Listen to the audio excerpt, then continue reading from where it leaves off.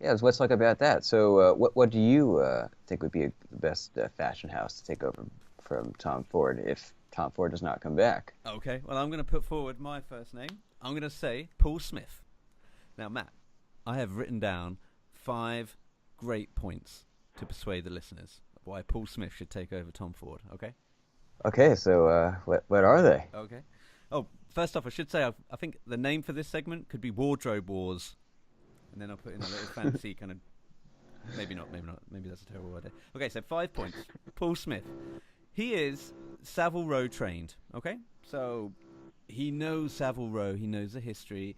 I believe, he went on to work with Kilgore after doing some training. He took Savile Row classes and cutting classes, etc. So he has got the Savile Row pedigree. That's number 1. And by the way, this is all done with 5 minutes of fastidious research on Wikipedia. Number 2, he is front and center with interviews. So how we were just talking about Tom Ford not being very much there, or the face of the brand, as much as he maybe used to be. If you look at Paul Smith on his social media streams, he is interviewing brand ambassadors, people that are wearing his suits. He's there. He's doing little minute video diaries of travel tips, etc. So you have this very personable feel with the brand, and you have that connection with him through the brand. And as he's so active on social media, I think our chances of getting an interview with Paul Smith are much better. In fact, I've already messaged him on Twitter, but he hasn't replied. So that's number 2. Number 3, he's already worked with James Bond brands, right? So 2012, he worked with John Lobb. He did a collaboration with them, released a series of shoes, Derbies, I believe. And this year, he redesigned a trolley case for Globetrotters, right? The luggage that Daniel Craig schleps around in Spectre. So he's already in there. He kind of knows the brands. He's already affiliated. Okay. So number 4, how you said to me, I think it was a couple of weeks ago, that a brand has to be massive in the US. So we can't just pick out a random British brand that nobody's heard of before. They've got to have some presence. Well, he has presence internationally. He's sold in over 70 countries. He's in a lot of airports. And he's got an easy name, Paul Smith. I think people will recognize the name. And finally, Matt, this is going to be the home run. This is going to be the sinker. Oh, yeah. So as I was doing a bit of research on this, and it depends really what you throw into Google, and I just put Paul Smith films. Now, I don't think he's done the costume designs for any films. I couldn't see any out there. He has, just today, in an article by Flaneur, I have no idea who they are, this Flaneur brand, but I'll link to it in the blog. He's done a design cover for a James Bond book. So, let me just read you a little bit of the article. To mark the launch of the new James Bond film, rare book specialist Peter Harrington asked one of the Britain's foremost designers, Paul Smith, to create a new cover for a first edition, first impression copy of The Man with the Golden Gun from 1965. Paul Smith's design includes James Bond wearing the new Paul Smith a tuxedo to travel in whilst holding a gun. A golden gun, I should say. The book has a bright scarlet background with pink coated and papers. This specially executed fine binding by the Chelsea bindery is on sale for $3,500. Fucking hell. Sorry. The book is on display with 40 other Bond books and memorabilia in the Domino Room at Paul Smith's Mayfair shop until Saturday, 7th of November. So he's already in the zone, Matt. His headspace is in Bond. He's familiar, and he's dressing Bond now on paper. Yeah. Well, maybe you've convinced me. I think so.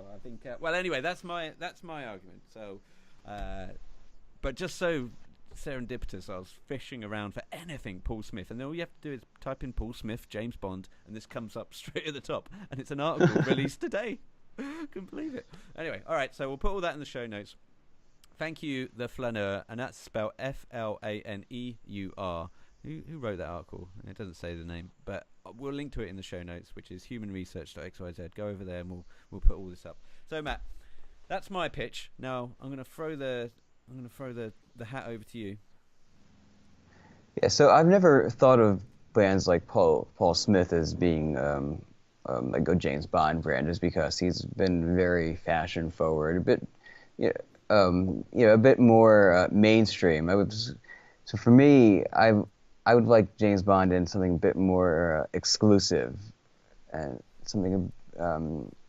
So I mean, I remember back when we were talking, when people were wondering who would take over from Brioni for Quantum of Solace before Tom Ford was announced.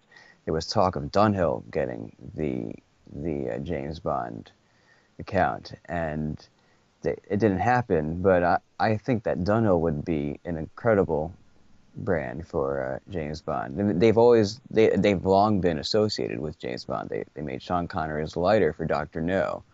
They made many cufflinks in Lindy Hemming's years as costume designer for James Bond. So, and I think they'd also be great at making suits. They do have a huge presence around the world. They're similar, to Brioni in that they're not everywhere, but they are in the fanciest parts of the world. You can find them.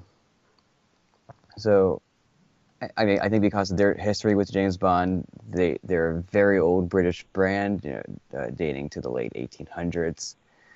So it's the kind of brand that even Ian Fleming's Bond would have been familiar with. That's true. Yeah, he does have the pedigree, or the brand has the pedigree, doesn't it, of tradition and age.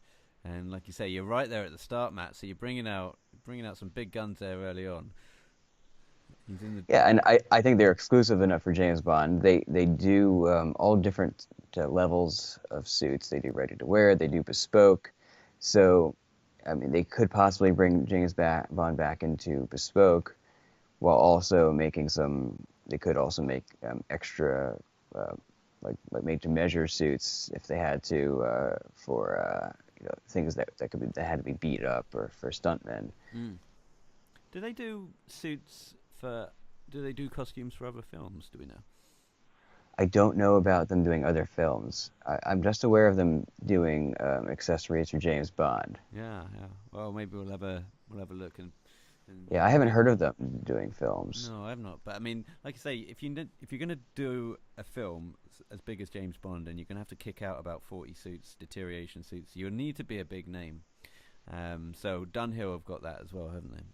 Yeah. So Paul Smith and Dunhill are both huge names that could do it. I mean, Dunhill has sponsored other things. Yeah. Okay. Well, let's put that out there. So, if you'd like to vote now. Go to the phones. Our people are standing by. Make that pledge. Bless your heart.